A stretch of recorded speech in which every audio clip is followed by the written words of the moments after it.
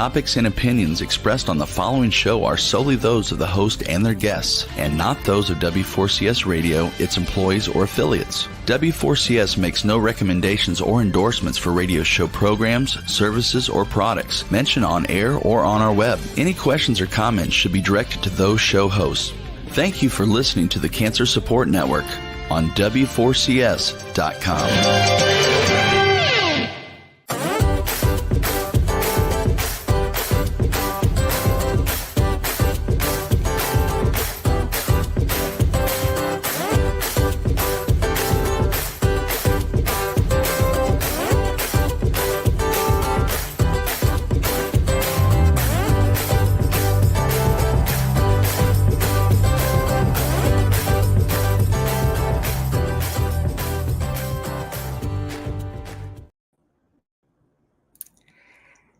Good day, and welcome to another pause moment where RT and myself kind of get into different discussions about topics that can sometimes be hard discussions due to our own personal difficulties with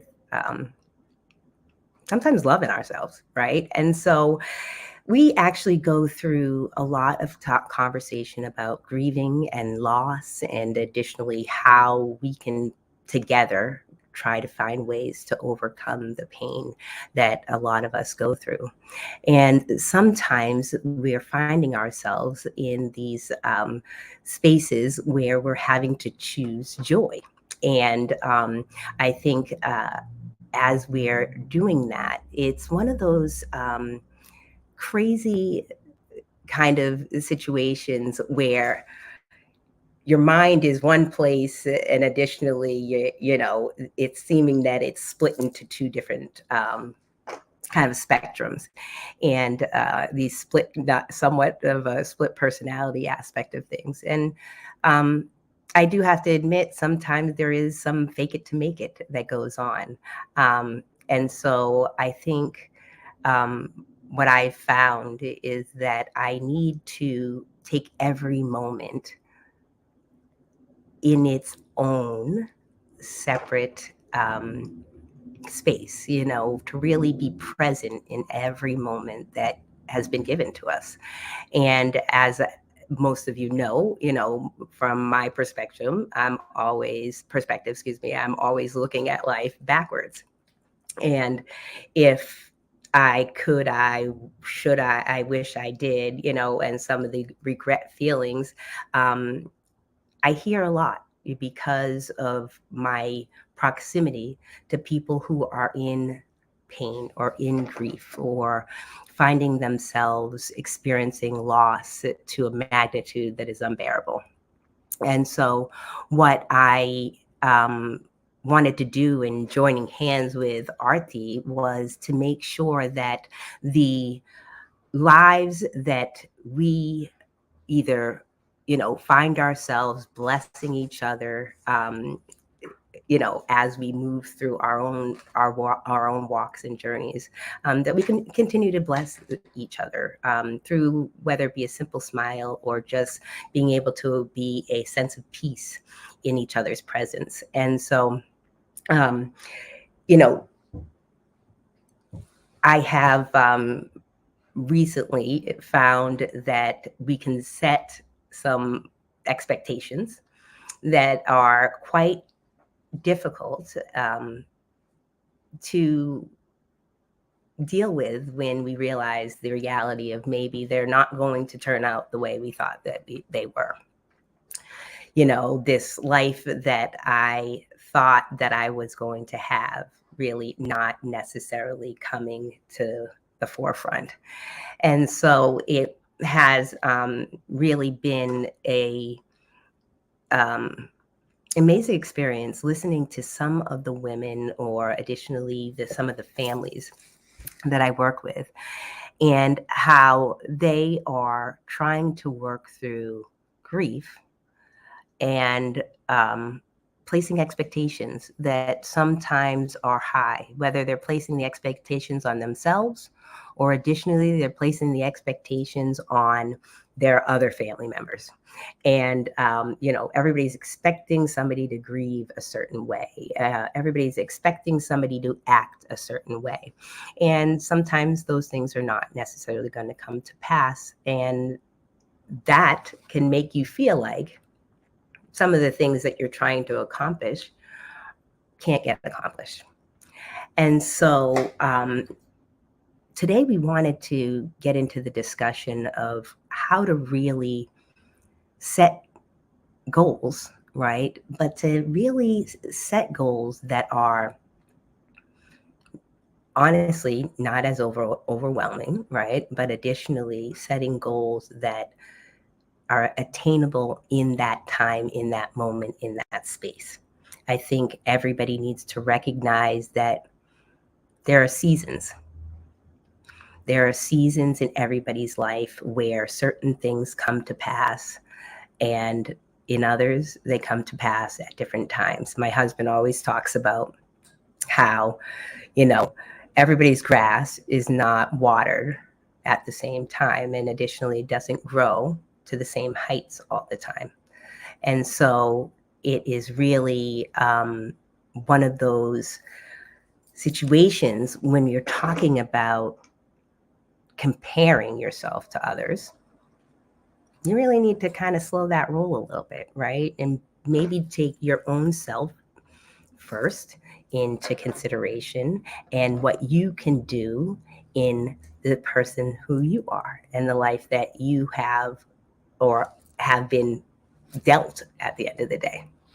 And so I think in reference to goal setting, it's kind of important for us to make sure that we're taking small steps. We're not trying to jump on to this, hey, listen, I'm changing the world tomorrow, and this is how I'm doing it, right? And I think, Arti, it was one that kind of came up with this thought process of talking about goal setting, because I think in currently in her preview, she's seeing that goal setting is difficult, whether it be maybe like myself, I'm dealing with having challenges goal setting. And maybe Arti, welcome.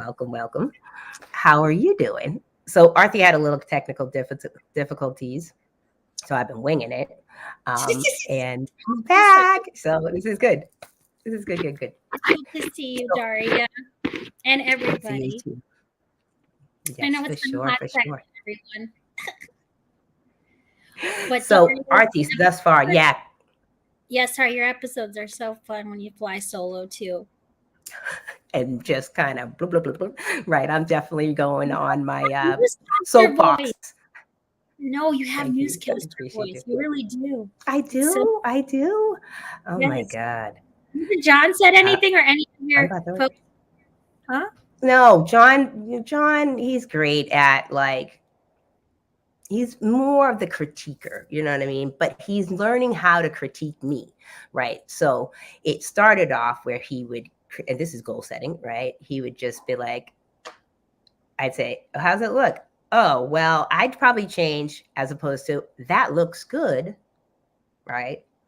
I might do it this way if I were looking at it from this perspective, right?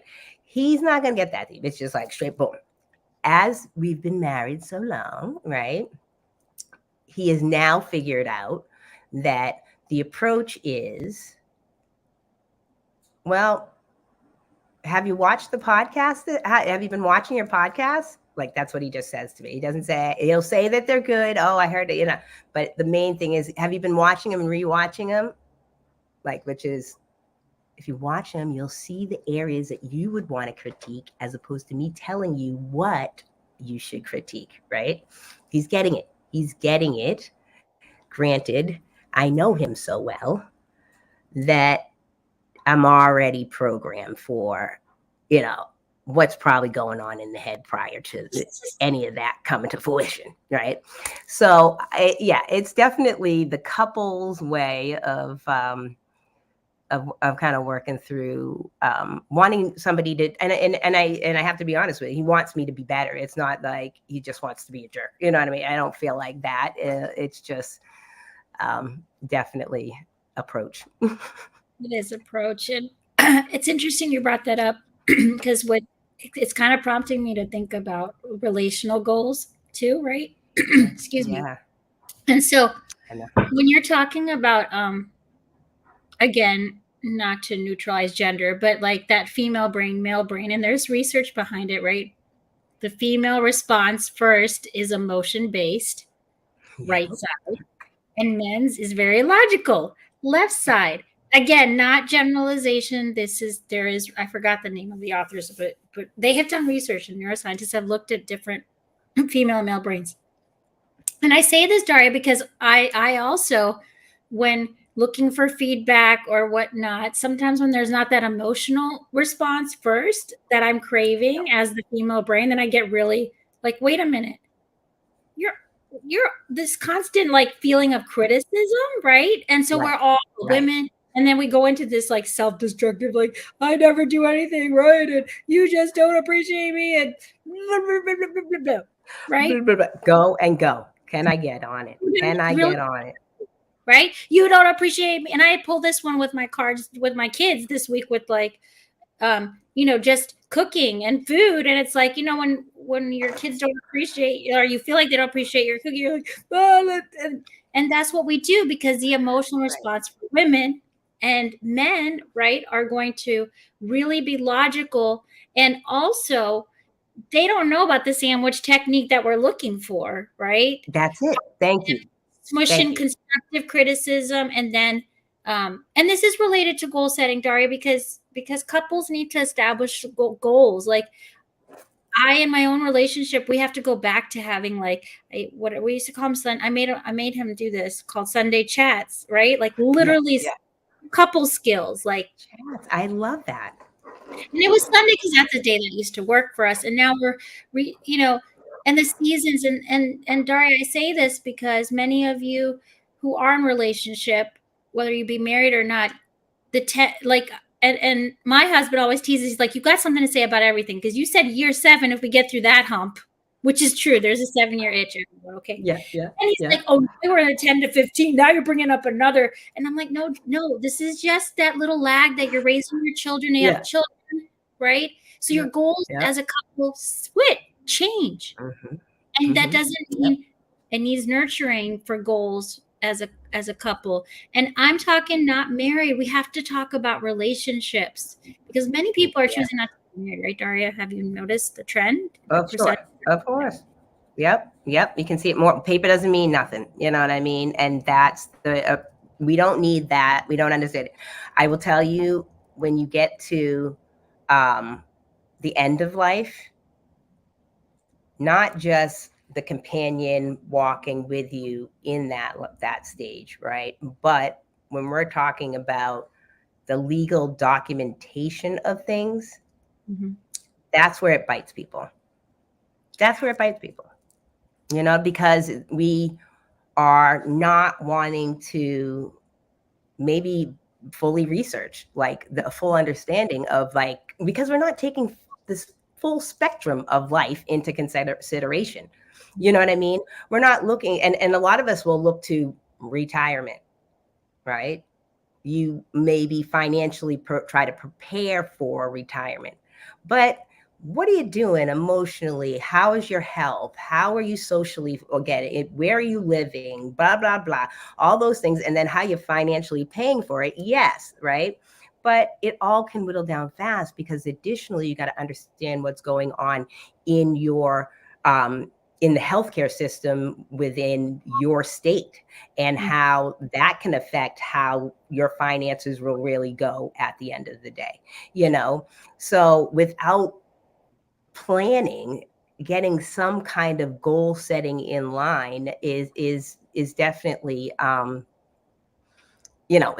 you think that you can kind of just keep riding life a certain way. And if you establish a life with somebody, right, that, and you know them to the deepest depths, you've been with them for 40, 50, 60 years, you know what I mean? And then they pass and you have absolutely nothing to say about it. You don't have anything to say about where they're laid to rest, how they're laid to rest, where their money goes, how their money goes, where you live, because you were living with them and they owned it. And see, there's a lot of like pieces of the puzzle, Yes. And so I think when you're talking about that like goal setting, I think there's just definitely this male female perspective. Additionally, this just relationships and friendships across the board that you need to be able to really take in consideration, because that's the social wellness of you, right? Is and additionally connected to some of your emotional wellness, could be even connected to your social wellness when we're talking about your spirituality and maybe going to a church, a synagogue, a temple. At the end of the day, your ability to have healthy relationships in those realms is necessary, and but you have to be intentional. Yes. You know what I mean? You have to be intentional about your approach to saying, hey, listen, these are the things that the people that are important to me, right? And how they've blessed your life and how you would like to bless theirs by being present in their lives, and making sure that, you also understand them for who they are, right? And additionally, even gender wise, and, like how that mind normally goes, right? Additionally, even with your children, recognizing that who you're talking to is not an adult. It's a child. Sorry, I'm laughing. Okay. Like, I'm sorry. I'm so, you know what's funny? You said I can be as professional as they come, but when it comes to dishing out advice, right? And then and I laughed because I was a hot mess with mine this week, and like, she's not an adult. And then it took over 5 minutes to ask the question, what do you need? Like, and then, Mama, can you redo my hair? Like, why couldn't I get out of my own headspace and my own emotional reaction? And see, right. And it comes down to, and Daria, I love that we're talking about goal setting, because it does change so much with circumstances, right? So many folks back, environment, right? Like so many people who never in a million years do we ever think that a marriage will fall apart, and then for whatever reason, then the person who is now single, and many times with or without children, whatever it is, then they're in a new goal setting chapter financially. Like, and I know you and I are in love with the wellness wheel, because it's everything. It's such a holistic way of looking at things. Exactly. And keeping it easy. Yes, and it's easy. But yeah, because it's being able to take all of life and putting it into its categories and saying, how am I doing? And that's huge when we're talking about, okay, doing the self-evaluation. You know what I mean? If I'm going to evaluate, I need to take it all. I can't just take pieces of it, work on that little piece, because you're not recognizing how much, how whole you're trying to be, and how in areas you can make it that bumpy road, without taking intention into play. And we already know that a stressed mind, body, spirit, what that in each categories, we clearly know now that our mind, when it's stressed, what mind body connection, clearly this is not a joke when we talk about the amount of stress that's on our bodies, right? And where it is. Yep. Also, with goal setting, I know many people hear the acronym, Daria, like the SMART goals, but but there's enough research behind SMART goals to say that they actually are. Right. And I think it is in reference to SMART goals, and trying to, people don't recognize a lot, and especially nowadays, right? Sitting down at a table, taking a piece of paper and putting down, SMART, you know what I mean? And in reference to your strengths, and additionally, all of the parts of you, right?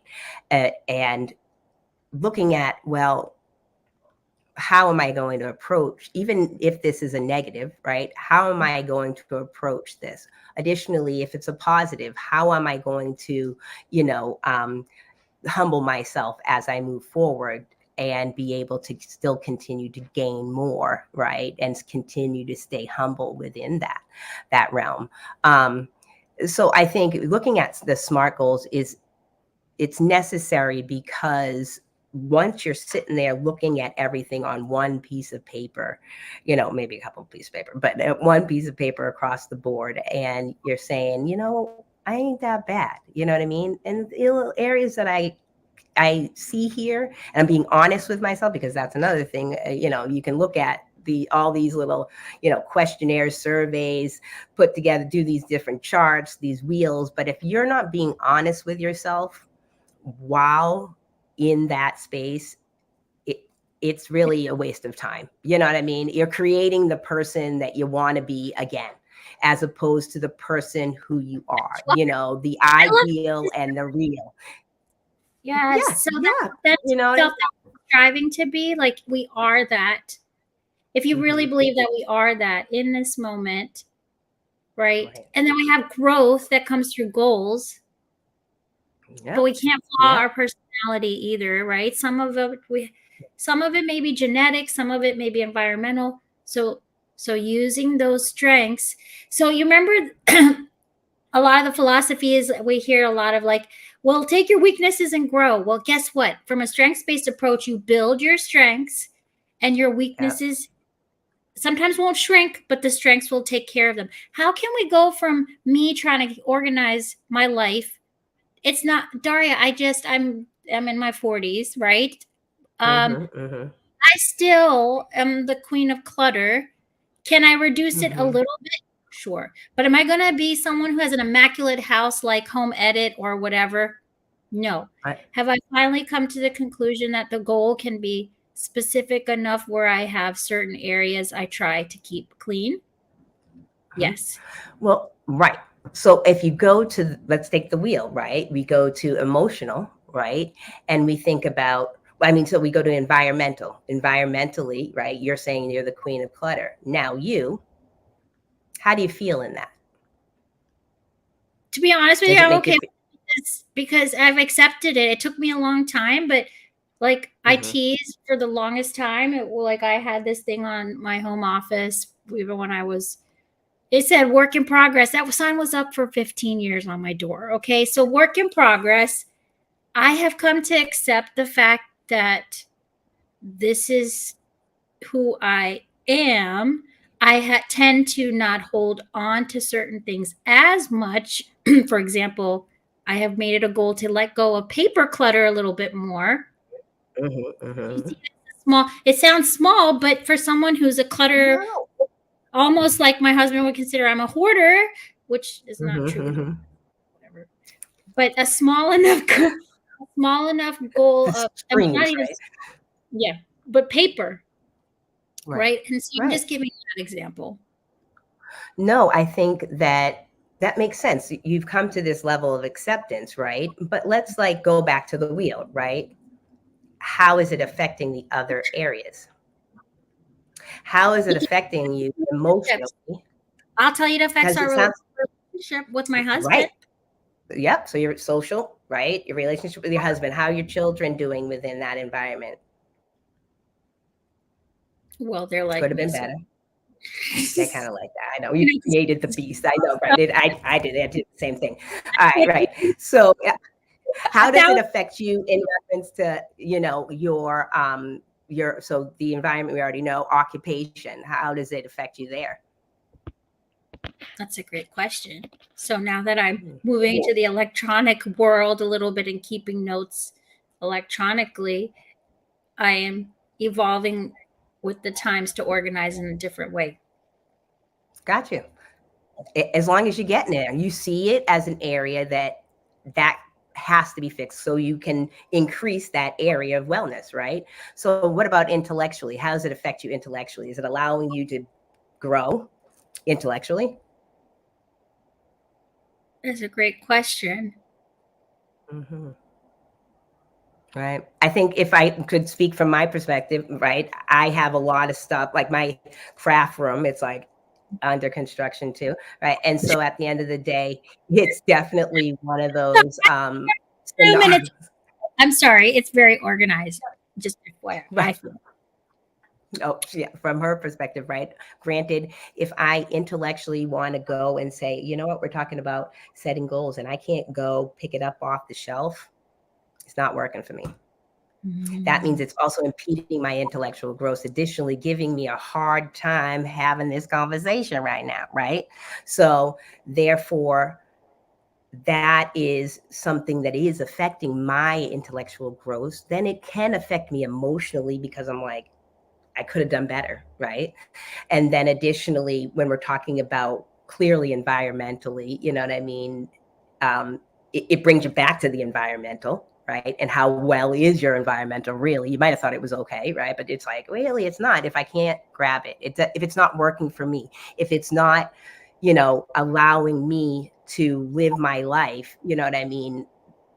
And achieve the goals that I'm trying to set for myself. Right. So then I look at, okay, well, how is this affecting me socially as well? Well, I know maybe not for you, but for me, if it's too chaos, I'm not inviting anybody in, you know what I mean? And my husband always said that, chaos stands for something specific, you know what I mean? In reference to like what does it say? Can't host anyone over, can't have anyone over, is what chaos really stands for, and so that is difficult, to want to be able to be then social, right? And can't have them because environmentally things are not where they should be. And what's happening for me, Daria, which is really great because I am having someone over, which it's really not an environment that's considered guest appropriate. But in my realness of not wanting to be present and not waiting, I did text and I was like, I didn't even feel, it was more out of obligation because I have accepted, but I still sent it. I was like, it's mass chaos, but I'm okay. Or something. I don't know. Look it up. Right. You know what? And the response was, we love you for you. That's what I would say. Yeah. Right. So Daria, like this idea behind what social constructs, and I love the fact that for you know what works, and this is what we're talking about for goal setting. It is so individual that we have to be careful of the societal expectations that are placed upon us.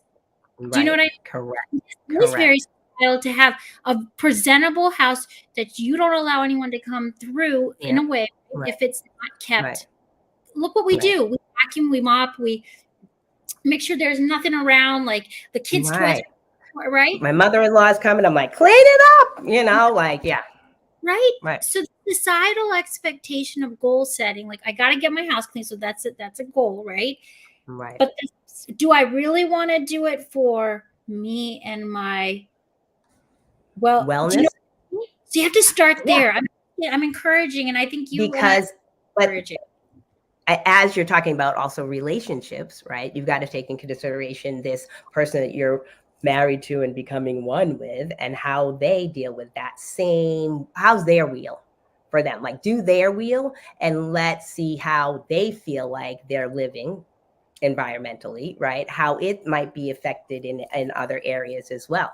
Because that's what I have found, right? As my disease kind of was affecting my abilities to like pick up the laundry basket, bring it down the stairs, bring it upstairs. I'm now affecting him, not because it's not like, but it was just something. I collect the girls' clothes, I put them in the laundry basket. I'm going to go do the laundry. I sometimes need him to carry it down, or I now got the clothes, bring them up for me. You know what I mean? So then now I'm impeding on him with my disability. You know what I mean? So it's recognizing that you're going to have these like little setbacks that are going to alter and make you have to adapt at the same time. But that's where that communication line has to be in play too, and I think that when we're talking about the spectrum of life, because I think one thing is like, there is a part of you that has probably grown beyond what people think when you made reference to having people over anyway, right? It's like the real values in my life, right? If I look at my values, my personal principles, you should not look at how I'm living as a indication of the who I am and who I am to you, right? So the what people are thinking aspect of things, you might have grown a little bit beyond not even beyond, but basically it's just not something that you're going to hold on to. You know what I mean? Whereas maybe Vishal would have that perspective. I know John would have that perspective. Like, he's like, listen, I can't have the washer and dryer guy over until you get the clothes done around the right? Or we get them organized. And I'm like, dude, you think this is the first house he's wearing? Yeah, but what? If you don't see no roaches, you ain't see no, like, I'm like, if we ain't seeing filth, I don't know, right? But you seeing a pile of clothes next to the laundry, that's where we at, right? But at the same time, you know what I mean?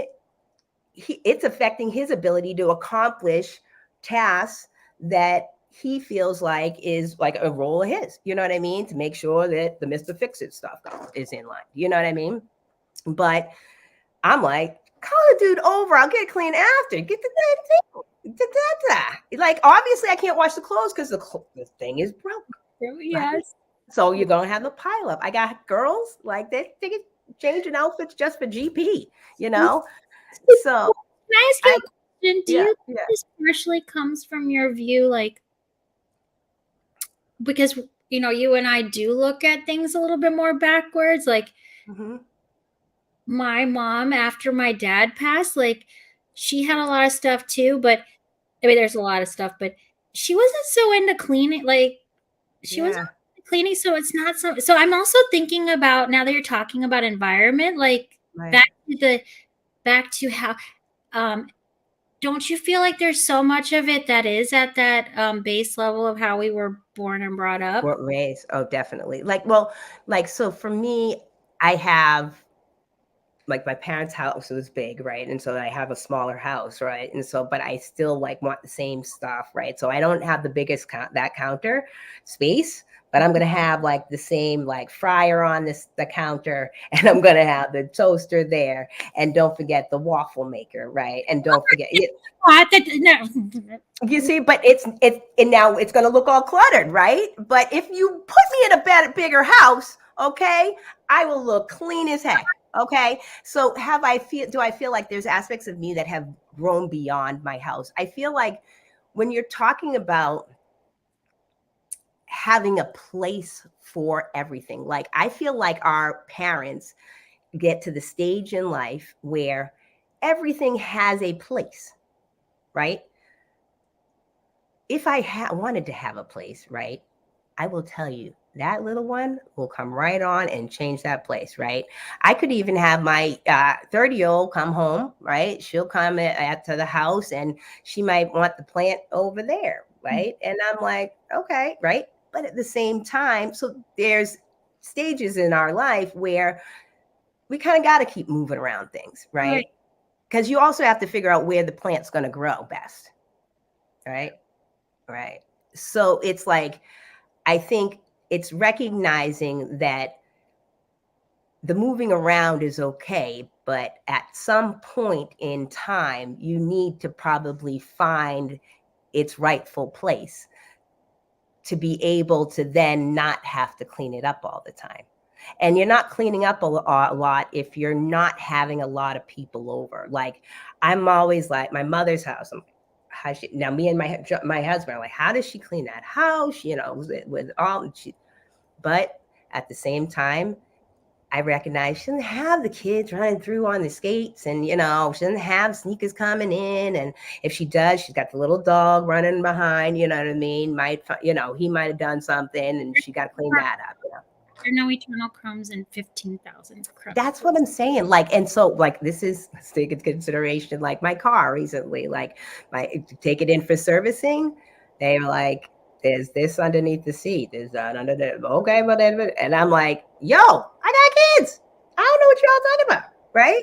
I don't know it's there. I sit in the front driving You want me to focus on the French fry that went underneath the thing? You know what I'm saying? Her marker cover that wasn't on, that bled into the thing, you know. Oh, wait, the slime? What do you mean you don't know what that is? That's slime.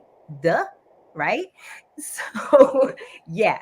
So, in reference to our expectations of ourselves and comparing them to even our mothers sometimes has to be real in itself. You know what I mean? Like, so much because it's about that present self with goal setting. Because we always think about future self, right?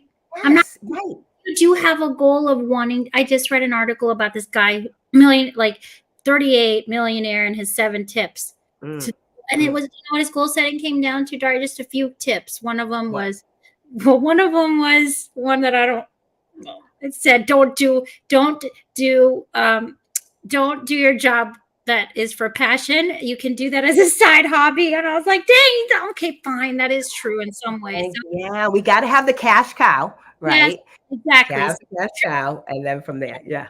And I do the tech stuff here, and then my hobby is this, and and so and it was just perspective, right? And then and then the way that you spend is like you have, back to financial goals, you definitely budget. And I think a lot of this generation and us have forgotten budgeting, because with Amazon and the quick fixes, I think we sometimes forget to plug in. My husband is, I don't know what I would do without him, because he is our partner for like spreadsheet and everything. But if you don't, really?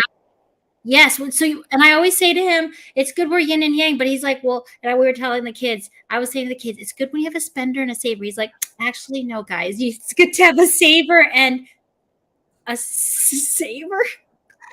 Well, then that's when I go, when my husband makes comments like that, I'm like, that's the linear brain, ladies, that's the linear brain. Okay. I just want you to know he can't see us at all, but at the same time, we're going to teach him a little bit, not just to be defiant, just to be contrary. No, but at the same time, it's like, I see moderate spender. I think you need to definitely have the saver and a spender. Oh, definitely. But, but you have to also show what the need and necessity of it. Like, I have loved the moments, I have to admit, sorry, John, right? Love the moments where he's looking for something that he needs, right? And I'm like, here it is, right? Why do you have that? You know what I mean? Because you might need it one day, right?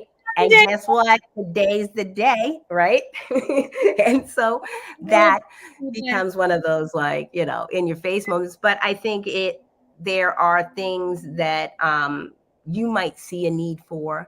You do have to figure out what is the clutter, you know what I mean? Like, of the brain, additionally of the environment. And I think having things in a specific place, like this is where all the hair stuff is, right? You know what I mean? You can teach the kids, okay, but this hair stuff, where? Because they're going to act like they don't know where it goes. And it's like, you know where it goes, right? But at the same time, they're going to act like they don't, right? So being more intentional about having and putting your things in a specific place. I have label makers. Get label makers. I label stuff. I just haven't done my own, but I've definitely, theirs is. Yeah. Oh, I got the label maker. Now, see, this is one day I'll get to the label making, right? Maybe. Right. So, but I've been learning actually even from my sister, that, or even Naima. Oh my God, actually my sister definitely recently has been giving me even more insight, but Naima, it was to the point of aggravation to me. So that's why I remember it even. It's coming up to me like, oh no, this is the epitome. But she is big on, not having too much and being, a minimalist, To share this with you on environment. I didn't interrupt you, but instead of minimalist, it was there's a term called essentialist. Now talk about glorifying it, right? No, I'm just kidding. I'm just kidding. You as an essentialist, remind me to tell essentialist. Yes, there's a whole movement on the idea of they having essentials. That environmental wellness. Somebody who's really valuing it, will that they look at things as essential. That is Naima. I have to admit. That is definitely Naima. It's just what is essential. So she'll, and even Deja does the same thing. If I have a craft project and I'm like, you don't need to get that, and that. Or if we're in like Michael's and we're walking through, it's like, so what are you going to do with it? What? I got a plan somewhere. I saw it on Pinterest, right? And when I get to it, I'll get to it. But are you doing it right now? Well, maybe not right now. But I want to do it right now, right? So it's one of those definitely training moments by your children, mind you. That's okay. That's okay. But I think, I think that goal setting wise, I think you do have to take the life you have, you know what I mean, the person you are, but starting off, I think, with principles, you know what I mean? Like, because it sounds like a lot of even what we're talking about is, whether it's falling in line with our principle or it's not falling in line with our principle, you know what I mean? And then in relationship wise, you know what I mean? How does it affect the relationship because of maybe our principles not being on the same page? Like, we can say the vows, they're written for you, right? Like, like that's what you're supposed to do, right? Exactly. Like, but we like writing out the vows is like a goal setting a moment. It is. And I want to tell you, in sickness and health, but when when my husband and I were down, you're gonna fend for yourself. He's trying to fend for himself and feel better, and so am I. Right. Better takes care of the kids. Somehow it just naturally, and this is where you gotta love organic relationships. Yeah. Talk about everything. You just gotta, and this whole holding a grudge of like, I did this and I like for truly goal setting within relation, you have to let go of you have to work on those grudges, right? And brush it off, because Daria, I'm telling you, where are we going to expand our goals if we keep hunched on the shoulders of like shame, guilt, anger? Your lifelong goals and dreams, they're not going to be able to get a place to grow, right? Right. And I think that and this is the thing, let's full circle in the conversation, right? When we're talking about the grass being watered all at the same time and being able to grow at the same levels and same heights, and talking about relationships coming together, it's hard to set goals if you don't know and don't see where you're at. Specifically, you're at, right? And now put two people together that don't know where they're at, right? And to grow together. And that's why I think that you see a lot of relationships that somebody either grows beyond and can't, now the compatibility, I can love you a million miles away all day, right? But I'm not compatible with you. And it's tending to make me not like you. You know what I mean? And so those type of scenarios or patterns continue out because we're not really taking, because some just say, okay, I want to get married, and all the the full spectrum of marriage and what it really means, and how through each stage of life how it grows, or additionally it can fade and minimize and change and and that can throw people off. You know what I mean? And two people trying to adapt at the same time as you're moving through.